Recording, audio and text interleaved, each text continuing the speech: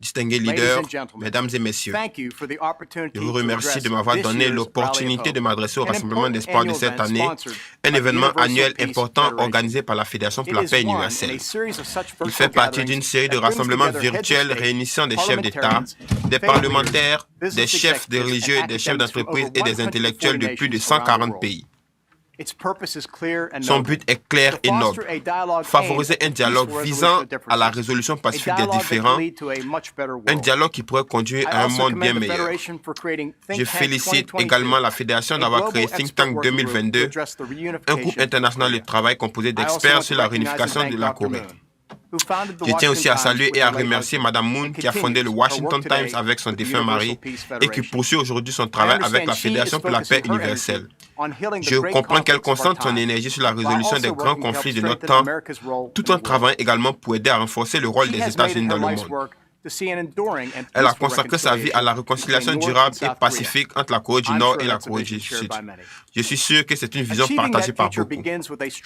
La résolution de cet avenir commence par un partenariat solide entre les États-Unis et la Corée du Sud. Notre alliance est durable, fondée sur des valeurs communes, des intérêts mutuels, des histoires communes, des économies intégrées, des réseaux sociaux et des liens familiaux profonds. Les liens entre Washington et Séoul sont forts et rien ne peut égaler les liens entre nos peuples. Contrairement au mur de Berlin, la zone démilitarisée traverse encore la péninsule coréenne, divisant inutilement un grand peuple. Le défi de la Corée du Nord existe depuis des décennies.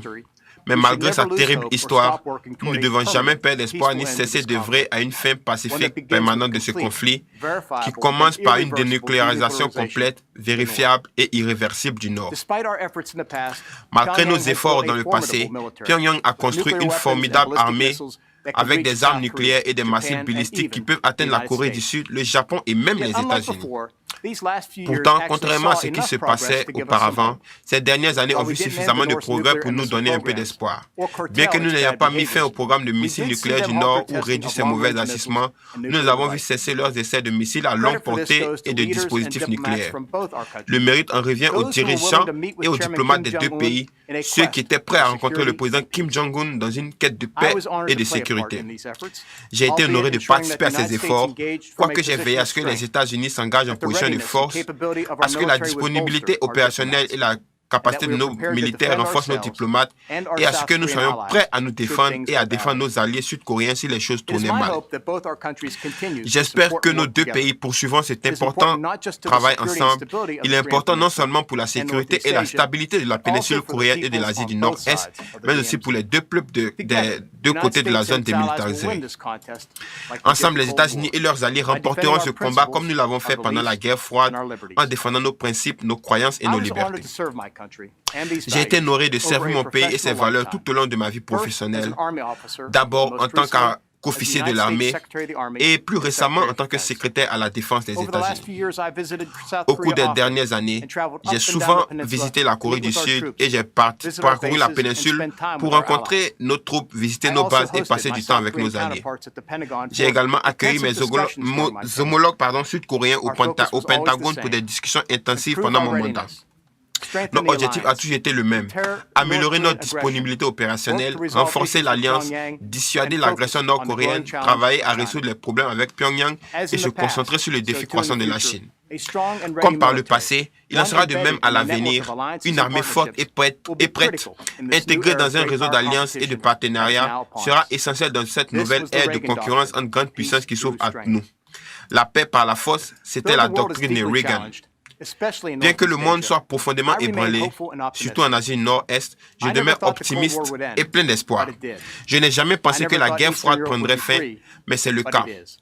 Je n'ai jamais pensé que l'Europe de l'Est serait libre, mais c'est le cas. Je n'ai jamais pensé qu'Israël et les pays arabes se réuniraient, mais c'est exactement ce qu'ils font. Et je n'ai jamais pensé qu'un président américain rencontrerait le leader de la Corée du Nord, mais c'est également arrivé.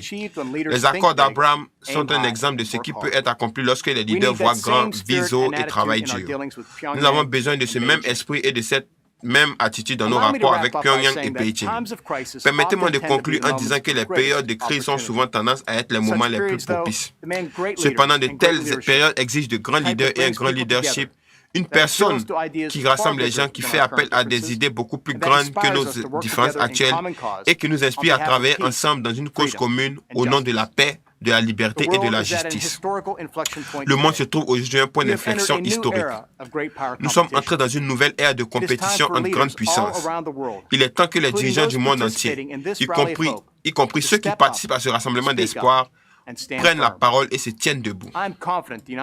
Je suis convaincu que les États-Unis d'Amérique feront leur part et continueront à jouer un rôle de premier plan et que nous le ferons main dans la main et côte à côte avec nos alliés et partenaires partout dans le monde. Ensemble, nous relèverons les défis épiques qui nous attendent et nous atteindrons nos objectifs communs de préserver la paix et de protéger nos libertés. Je vous remercie.